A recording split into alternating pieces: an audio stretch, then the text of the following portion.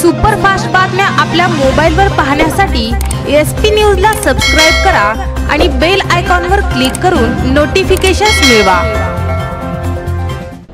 माढा लोकसभा मतदारसंघातून रणजितसिंह मोहिते पाटील यांच्या विरोधात संजय मामा शिंदे हे निवडणूक लढविणार असल्याच्या चर्चा सुरू असून यामुळे दोन कट्टर विरोधक आमने-सामने लढणार असल्याचे दिसते।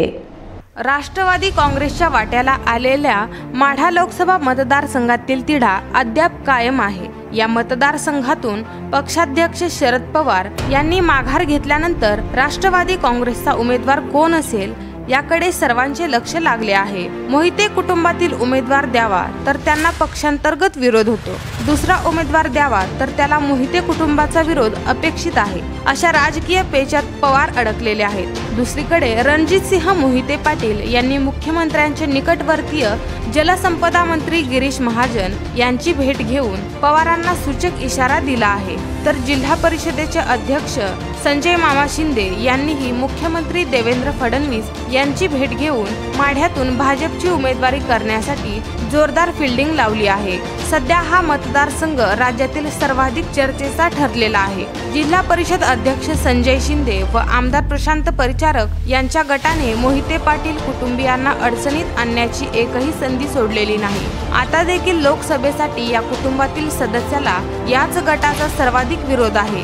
विजयसिंह मोहिते पाटलांनी थेट शरद पवार यांनाच माढ्यातून उभे राहण्याची गळ घालून शिंदे परिचारक गटावर कुरघोडी केली होती, परंतु पवारांनी माघार घेतल्यानंतर या गटाने पुन्हा उचल खाल्ली आहे। मोहिते कुटुंबातील सदस्याला लोकसभेसाठी उमेदवारी देण्यास पवारांनी नकार दिलाच तर भाजपचाही पर्याय असावा म्हणून रणजितसिंह मोहिते पाटील यांनी मुंबईत जलसंपदा मंत्री गिरीश महाजन यांची भेट घेतली। या भेटीचा तपशील कळाला नसला तरी नगरचे विखेपुत्र डॉक्टर सुजय हे भाजपमध्ये येणे आणि रणजितसिंह यांनी महाजन यांची भेट घेणे या विलक्षण योगायोगामुळे जिल्ह्यात राजकीय चर्चा सुरू झाल्या आहेत। परिणामी शरद पवारांचे टेन्शन वाढले आहे। दुसरीकडे माढ्याबाबत पुणे व बारामतीमध्येही राष्ट्रवादीच्या नेत्यांचा जोरदार बैठका होत आहेत। माढा मतदारसंघाची विजयसिंह मोहिते पाटील यांनी चांगलीच बांधणी केली असून शंकर सहकारी साखर कारखान्याच्या निवडणुकीवेळी रणजितसिंह मोहिते पाटील यांनीही मतदारसंघ पिंजून काढला होता। राष्ट्रवादीचा तिढा सुटला नसतानाच भाजपनेही माढ्यातील आपला उमेदवार जाहीर करण्यास वेळ लावून मतदारसंघातील राजकीय टेन्शन वाढवले आहे। सहकार मंत्री सुभाष देशमुख हे मतदारसंघात फिरत आहेत, कार्यकर्ते व पदाधिकारी यांच्या बैठकाही घेत आहेत, परंतु स्थानिक उमेदवार देण्याची शक्यता पाहता हे दौरे निव्वळ देशमुखांची मोर्चेबांधणी असल्याचे सांगण्यात येते। माढ्यातून मोहिते पाटील यांचेच नाव शरद पवार हे अंतिम करण्याची शक्यता गृहीत धरून माढा मतदारसंघाची जबाबदारी असलेल्या सुभाष देशमुख यांनीही जिल्हा परिषद अध्यक्ष संजय शिंदे यांचेच नाव मुख्यमंत्र्यांकडे सुचवले असल्याचे भाजप सूत्राचे म्हणणे आहे। वास्तविक पाहता शिंदे हे पालकमंत्री विजयकुमार देशमुख गटाचे आहेत। संजय शिंदे यांनी आपल्या समर्थकांसह मुख्यमंत्री देवेंद्र फडणवीस यांची मुंबईत भेटही घेतली। या भेटीचा तपशील कळू शकला नसला तरी मुख्यमंत्र्यांनी शिंदे यांना पक्षात प्रवेश करण्याचा सल्ला दिला असल्याचे सांगण्यात येते। पुढील 2 दिवसात माढ्यातील तिढा सुटेल अशी राजकीय जाणकारांची माहिती आहे।